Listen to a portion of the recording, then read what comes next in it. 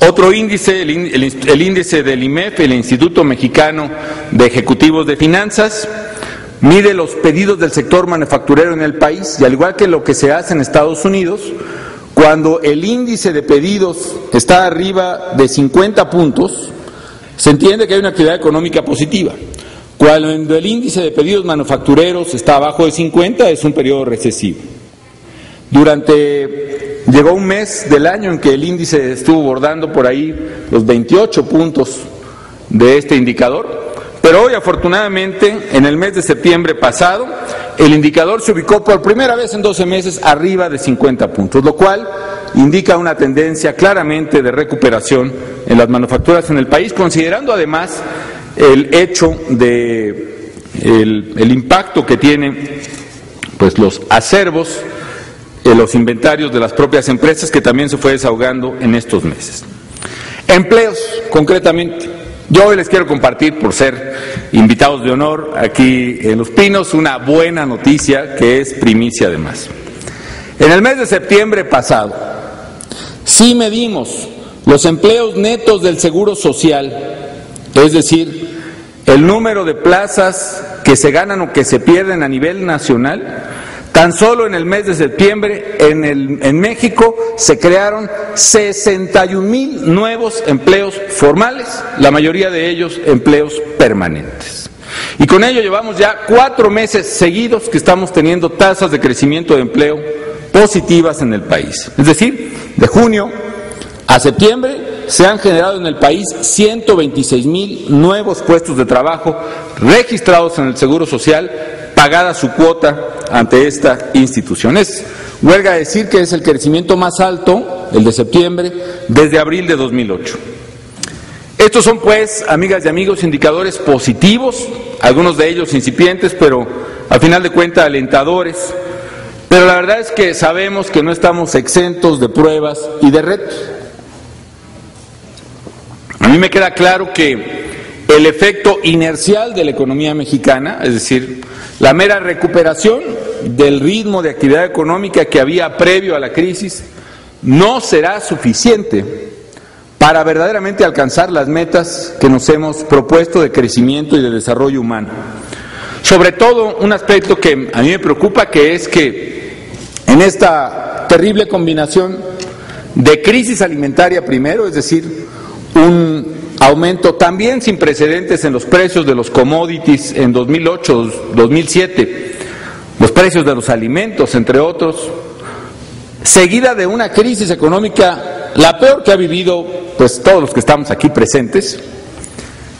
Esa combinación implicó una pérdida neta en el poder adquisitivo de la gente más pobre en el país. Y si queremos recuperar siquiera los niveles que tenía la economía y el estado, el nivel de bienestar, necesitamos cambiar las cosas porque las circunstancias también han cambiado. Hoy México enfrenta enormes desafíos que obligan a todos, no solo al gobierno, a acelerar el paso, a cambiar de ritmo y, como dije el 2 de septiembre, a cambiar y cambiar a fondo en diversos sectores y áreas de la vida nacional. En el caso de la economía y en el caso de los retos de corto plazo del gobierno, tenemos por lo menos 2 desafíos muy importantes. El primero es las finanzas públicas, porque es obligado fortalecer las finanzas públicas. Si ha habido algún activo que ha tenido la economía mexicana en los últimos años, es finalmente un activo de responsabilidad macroeconómica que nos permitió, por cierto, que en el peor momento de la crisis pusiéramos en práctica políticas anticíclicas. Por primera vez en las últimas 3 o 4 crisis que ha vivido el país, el gobierno buscó preservar el empleo, como les he descrito, y buscó acelerar su gasto, particularmente en infraestructura. Eso fue gracias a que hubo solidez macroeconómica. Pero este año 2009 hemos tenido 2 impactos verdaderamente fuertes. Por ejemplo, el impacto fiscal. La caída en la recaudación derivada de la crisis misma fue mayor a la pérdida de la recaudación de la crisis de 95, 170,000 millones de pesos. Pero eso no es todo ni lo más grave. La caída de los ingresos derivados del petróleo por el efecto combinado de la caída en la producción más la caída en precios de este año, implicó que las finanzas públicas dejaran de recibir más de 300,000 millones de pesos con respecto al año anterior. Pudimos cubrirlo en parte por las coberturas que adquirimos en los mercados financieros internacionales, y ahí se demuestra que no todos los derivados fueron malos, por lo menos no para todo mundo. Quién sabe cómo le fue a los que nos vendieron los derivados, pero bueno, y eso nos permitió sortear este año y la política anticíclica. Y por otra parte, los fondos de estabilización, que también prudentemente fueron construidos por el gobierno en estos años, nos permitieron utilizarlos ahora para enfrentar el impacto más severo de la crisis económica. Pero ahora el reto es precisamente fortalecer las finanzas públicas. Y el segundo, es indispensable realizar una serie de reformas estructurales que nos permitan incrementar la competitividad, acelerar el crecimiento y alcanzar mayores niveles de desarrollo.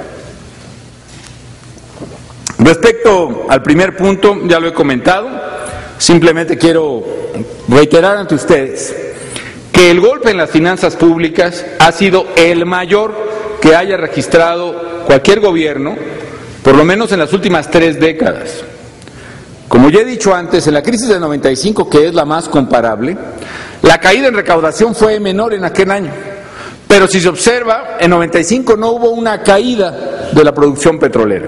Al contrario, se mantuvo la producción petrolera y con ventas externas crecientes por la bonanza económica que se registraba en la economía de Estados Unidos fundamentalmente. Hoy, México tiene una brecha fiscal que cerrar de más de 2%, casi 3% del Producto Interno Bruto. ¿Y qué tenemos que hacer para cerrar esa brecha? Pues no hay que inventar soluciones, la verdad es que no hay mucho que explorar, solo hay 3 maneras visibles de hacerle frente a esos huecos fiscales. Uno es reducir gasto, otro es aumentar ingresos públicos y otro tercero es aumentar el déficit. ¿Y qué estamos haciendo?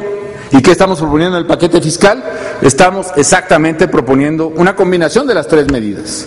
Estamos reduciendo y drásticamente el gasto público, estamos proponiendo un aumento de la recaudación no petrolera nacional y estamos también proponiendo un aumento del déficit en los siguientes términos. En primer lugar, en la reducción del gasto del gobierno federal, buscamos una drástica contención del gasto administrativo del gobierno. Ya este año, 2009, ya hemos reducido en 85,000 millones de pesos el gasto, fundamentalmente gasto corriente del gobierno federal, y proponemos una reducción adicional de 80,000 para el próximo año. Estamos proponiendo, por ejemplo, algo que no se había hecho en el país, la desaparición de 3 secretarías de Estado, algo inédito. Siempre ocurre además que no deja de ser paradójico que muchos de quienes exigen que el gobierno tome estas medidas, posteriormente son quienes dicen no, mejor tal secretaría, mejor hay que cuidarla porque eso es muy importante para nuestro sector, etcétera, etcétera. Bueno, pues son parte de las discusiones que hay que ventilar y hay que tomar en el ámbito público, pero es una decisión del gobierno y es fundamentalmente una señal del esfuerzo que hacemos, además de una reducción en los distintos niveles administrativos, que está estimado para los altos niveles de gobierno, para los medios, para las dependencias, para las representaciones de México en el exterior, etcétera, etcétera. Combinada con otras medidas de contención que quizás se valoran poco, pero pesan, por ejemplo, el salario de los funcionarios del gobierno federal, altos funcionarios desde directores o jefes de unidad y directores generales hasta el propio presidente.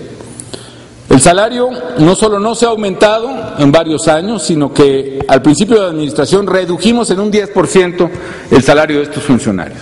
Y eso implica que el salario de los altos mandos de la administración pública han tenido una pérdida real, en términos reales, de casi el 40% respecto de lo que tenían en el año 2005. En segundo lugar, estamos proponiendo cambios importantes en materia fiscal que nos permitirán aumentar no solo los ingresos no petroleros del gobierno, sino también elevar el gasto para el combate a la pobreza y los servicios de salud, algo que me voy a referir más adelante. Pero quiero ser muy enfático en este punto. No se trata solo de resolver el problema de finanzas públicas, sino aún con la severa restricción de finanzas públicas, a fin de evitar que se aumente el número de mexicanos en pobreza extrema de manera irreversible, por lo menos en muchos años. También necesitamos aumentar y drásticamente los programas orientados a proteger a esos 33 millones de mexicanos que están abajo de la línea de pobreza.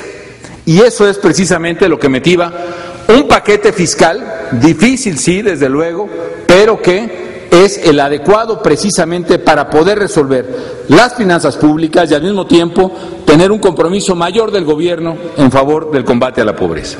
Y en tercer lugar, vamos a recurrir a un déficit de 0,5 punto del PIB, en el entendido de que la ley ahora prescribe que no se puede recurrir a déficit, pero proponemos cambiar la ley para que haya un déficit no haya un déficit estructural, es decir, haya una ley que prevea el equilibrio de finanzas públicas en el mediano plazo, lo que se llama el equilibrio estructural. Cuando hay una situación como la que hemos vivido, de recesión severa, que es pensable, es tolerable que haya un déficit para las finanzas públicas, compensado en épocas de auge con superávit, de manera tal que se alcance en la tendencia de largo plazo un equilibrio estructural. ¿Qué es lo que estamos haciendo concretamente en materia de combate a la pobreza? Primero, un programa que ya ha demostrado su validez, un programa que ha demostrado su eficacia, como es el programa de oportunidades. Muchos de ustedes lo conocen, pero es importante decir de qué se trata. A la gente que no tiene ingresos suficientes, digamos que tiene $1 o $2 al día de ingreso, el gobierno federal está dando un pago en efectivo que ahora es en promedio de 650 pesos al mes, y queremos elevarlo a 900 pesos al mes, a condición de que lleve a sus hijos a la escuela y al médico, que es la manera también fundamental de salir de la pobreza. Y además le damos una beca por cada hijo que tenga en la escuela, de manera tal que el pago va desde 500 pesos hasta 2,500 pesos más o menos, dependiendo de la familia. ¿Qué queremos hacer? Aumentar de 5 millones que hoy reciben este apoyo a 6 millones. Y además dar el apoyo alimentario, es decir, sin las becas, a por lo menos otras 800,000 familias, con lo cual nos permitiría que 33 millones de mexicanos, 1 de cada 3, los más pobres del país, reciban un complemento que les permita compensar su ingreso de manera tal que puedan evitar caer o profundizar su situación en pobreza extrema. Eso implica, amigas y amigos, un esfuerzo enorme que estamos pidiéndole al Congreso, que aún a pesar de la severidad de finanzas públicas, pasemos de 40,000 a 65,000 millones el presupuesto de oportunidades. Se reforzaría además la inversión en seguro popular, de manera tal que aumentemos 20% este presupuesto, un presupuesto, por cierto, que entre 2006 y 2009 ya se ha triplicado, de manera tal que no abandonemos nuestra meta de lograr cobertura universal de salud en México en esta administración. Es decir, médico, medicinas y tratamiento para todo mexicano que lo necesite. En suma, estamos proponiendo una combinación de medidas que nos permitan conservar el equilibrio de finanzas públicas estructural y además acelerar las políticas de combate a la pobreza y de cobertura universal. E insisto, si mantener finanzas públicas sanas son una condición sine qua non para el crecimiento y el desarrollo, sabemos, reitero, que eso no es suficiente para elevar la competitividad. Y lo que hicimos en el presupuesto, en el paquete que envié al Congreso, fue introducir en los criterios de política económica por primera vez la agenda de reformas estructurales que se está proponiendo el gobierno federal.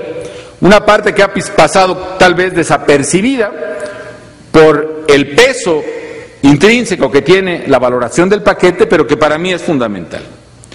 Incluye una amplia agenda de reformas estructurales que nos permitirán eliminar los obstáculos que impiden el crecimiento del país, y para ello proponemos una serie de reformas. Primero, en el sector financiero, una serie de reformas que nos permitan preservar su solidez, fomentar mayor competencia e impulsar más crédito al sector privado y a los hogares del país.